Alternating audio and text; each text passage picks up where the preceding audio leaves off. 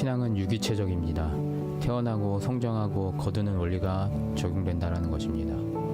사도 바울은 고린도 교회를 진단하면서 아직 그들의 상태가 유아기적임을 이렇게 이야기하고 있는 것을 보게 됩니다.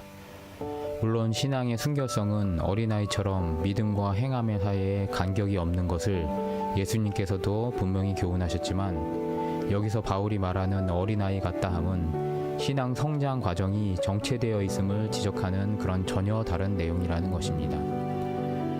그렇다면 바울이 말하는 신앙의 성장은 무엇일까요? 바로 육신의 상태를 벗어나는 것입니다.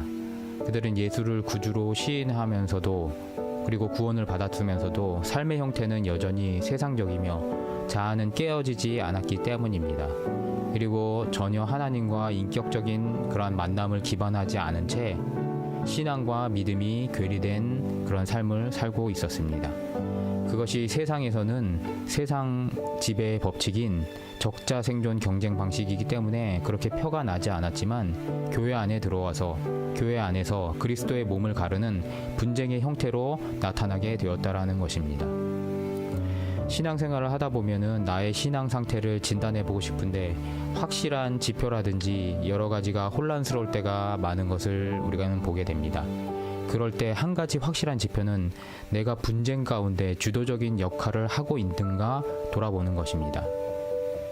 물론 우리의 신앙 고백을 거부하거나 그 신앙 고백을 오염시키는 자들이 교회 안에 득세하는 것에 대하여서는 목숨을 걸고 복음을 수호하면서 싸워야 하지만, 그 외의 영역, 일반적으로 아디아포라라고 하는 그 영역에서는요, 편을 가르고 정치적 진영도를 복잡하게 만드는 행위에 대하여서는 우리는 참가하지 말아야 한다는 것입니다.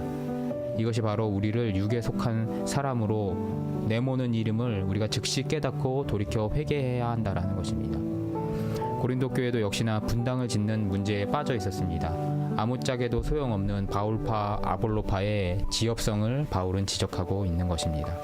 오직 자라게 하시는 분은 하나님이시기 때문에 누가 심었느냐, 누가 거두어야 하느냐에 대해서 따지지 말고 마지막 종말 심판의 불심판 가운데 공적으로 남게 되는 것에 대한 두려움만 가지고 나아가자라고 그렇게 권면을 하고 있다는 것입니다.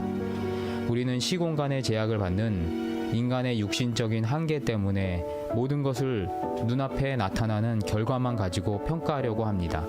신앙도 지금의 눈앞에 나타나야 높이 평가되기 때문에 거짓말을 하면서라도 신앙 있는 척 행동하려고 형제들을 속이려고 듭니다. 그리고 그 안에서 정치적인 순서를 세우기 위하여서 아주 쉬운 방법으로 물질이나 제어를 통하여서 정량화하려는 그러한 경향이 우리 교회 안에도 있다는 것입니다. 또한 교회는요, 눈앞에 나타나는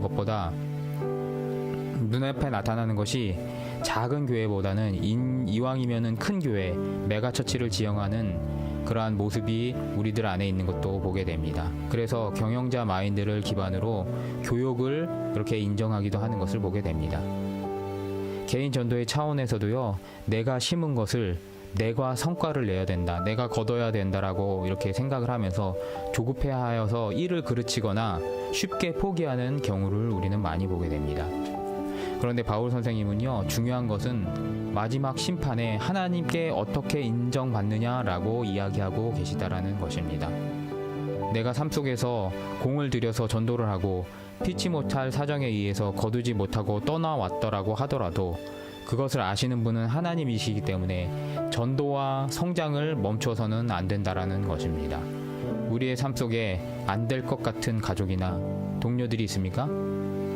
그렇다면 계속해서 인내로 씨를 뿌리면 하나님께서 작정하신 가운데 누군가가 나타나서 거두게 하실 것이고, 그것을 기대하며 살아가시는 우리 성도 여러분 되시기 바랍니다. 내가 거둬야겠다는 조급한 마음보다는 하나님께서 거두어 주신다라는 그 마음을 가지고 나가시는 우리 성도님 되시기를 축복하면서 오늘 말씀을 마치도록 하겠습니다.